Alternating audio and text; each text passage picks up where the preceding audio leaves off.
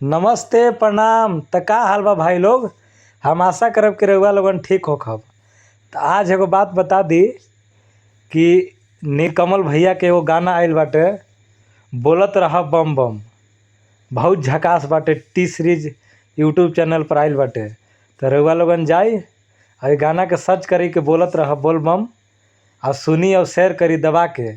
नीलकमल भैया इतना अच्छा ओकर में वॉइस दिले बड़ा, आवाज़ दिले बड़े कि सुन के दिल गदगद हो जाता। और गाना इस सावन के बाटे, बहुत अच्छा लगाता।